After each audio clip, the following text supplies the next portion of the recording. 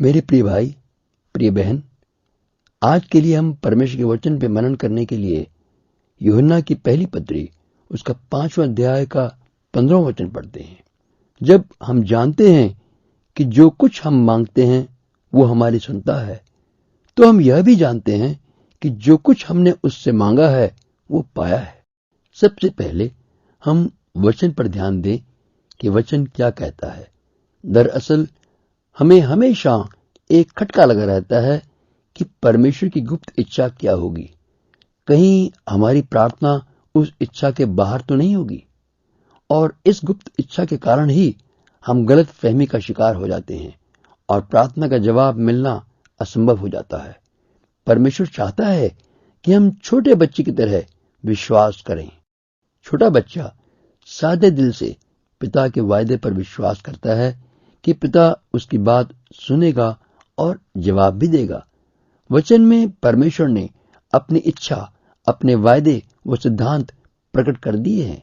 इतनी बात का आप इत्मीनान कर लें कि जो परमेश्वर ने आपको नहीं समझाया उसे करने की आपसे उम्मीद भी नहीं रखता। परमेश्वर केवल उसी विषय में हमसे उम्मीद रखता है जो उसने अपने वचन में हमें स्पष्ट कर दिया है या हमें जानने की समझ दे दी है। तो हमारा काम है कि वचन की प्यास से वचन का खोजी होना। बच्चे की तरह हम परमेश्वर के वायदे को लेकर अपने हालात पर लागू करें और तब हम पूरे विश्वास से उस वायदे का पूरा होने का इंतजार धन्यवाद के साथ कर सकते हैं। जैसे जैसे विश्वास दृढ़ होता है और हम दिलेरी से वायदे के पूरे होने का भरोसा करते हैं कि हमारी प्रार्थना सुनी गई है क्योंकि वे परमेश्वर की इच्छा के मुताबिक हैं, तो हम दोबारा प्रार्थना न करके धन्यवाद करते जाते हैं। परमेश्वर की इच्छा आत्मिक रीति की है और आत्मिक रीति से ही उसे जाना जा सकता है। ये कोई दिमागी कसरत या बहस करके जानने की बात नहीं है। हर विश्वासी का एक ही वरदान या एक ही बुलाहट नहीं है। परमेश्वर के संतों की बुद्धिमानी परमेश्वर की इच्छा को पाए हुए अनुग्रह के अनुसार उसके वायदे को प्रार्थना में देखें और साथ में ही उसको मांगे, और इस काम के लिए बुद्धि देने के लिए पवित्र आत्मा हमारे भीतर निवास करता है।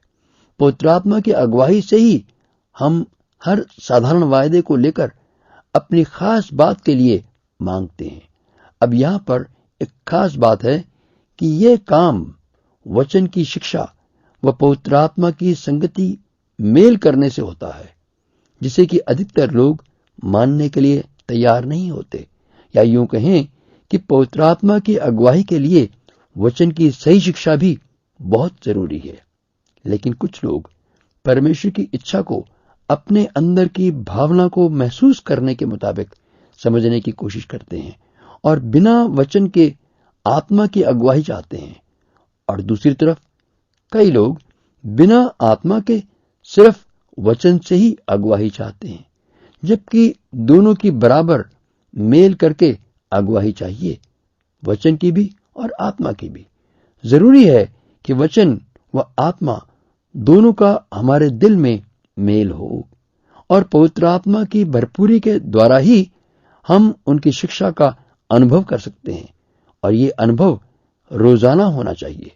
सिर्फ वो विश्वासी जो अपने जीवन के हर पहलू में वचन को प्रथम स्थान देते हैं और उम्मीद करते हैं कि वचन उन्हें जरूर बताएगा कि दिलेरी से क्या मांगे, और ये वचन की अगुवाई आत्मा द्वारा भीतर से मिलती है, बाहर से नहीं।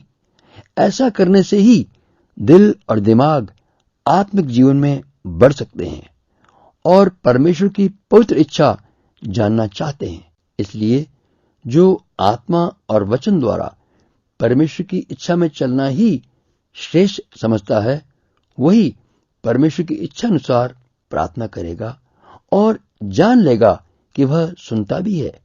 काश कि मसीह विश्वासी इस बात को सोच और समझ सकते कि कितना बेहिसाब नुकसान हो रहा है कि जब वे परमेश्वर की इच्छा के मुताबिक प्रार्थना नहीं कर पाते और बिना जवाब पाए तसल्ली कर लेते हैं कि परमेश्वर की इच्छा ऐसी ही थी। ये बीमारी तो मेरी भलाई के लिए है। मेरे इस जीवन में प्रभु मुझे कुछ सिखा रहा है, लेकिन ये बातें वचन के अनुसार नहीं है। उसने हमें बीमारी से छुड़ाने के लिए कोड़े खाए कि हम चंगे हो जाएं। यशायाह 53 अध्याय में यह वायदा लिखा हुआ है। पहला पतरस 2:24 में फिर दोहराया गया है। फिर परमेश्वर हमें बीमारी क्यों देगा?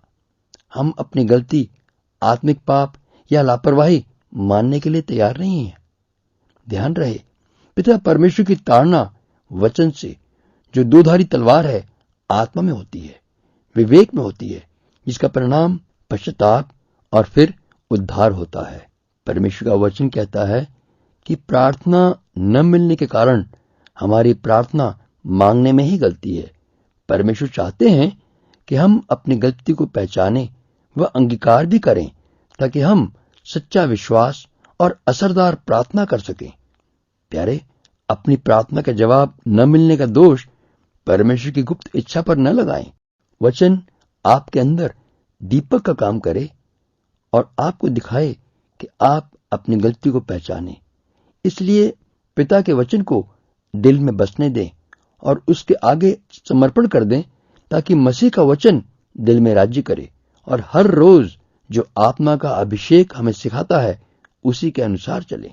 इसलिए यदि हम बिना शर्त व बिना हिचकिचाहट के, बिना स्वार्थ के पवित्र आत्मा की अगुवाई मांगे, तो वह हमें बिना उलाहने के मसीह के वचन में बने रहना सिखाएगा कि हम पिता परमेश्वर की संगति में चले फिरे। तब हम समझेंगे कि पिता परमेश्वर का प्यार लालायित है कि उसकी संतान उसकी इच्छा जाने, उसके हर इशारे को भी समझे कि वह हमारी प्रार्थना सुनता है और उसकी सामर्थ और प्रेम हमारी इच्छा पूरी करना चाहते हैं। और यही तो दिलेरी है कि हम जान ले मांगने से पहले ही कि जो कुछ हम मांगने जा रहे हैं वो उसकी इच्छा से, आत्मा की अगुवाई से है और वो हमारी सुनता है। आइए प्रार्थना करें। दयालु पिता परमेश्वर, धन्य मेरे स्वामी, मैं पूरे मन से, पूरे दिल से ये चाहता हूं, आपका धन्यवाद करता हूं कि आपने मुझे ये सबक सिखाया कि आप मेरे जीवन को अपनी इच्छा से भर देना चाहते हैं, ताकि मेरी हर प्रार्थना को आप सुने जो आपकी इच्छा के अनुसार होगी। और यह आप मुझे सिखाना चाहते हैं ताकि मैं आपकी महिमा का बर्तन बनूं, आपकी इच्छा के अनुसार प्रार्थना करूं, और जब आप उसका उत्तर दें तो आपकी महिमा हो। आमीन।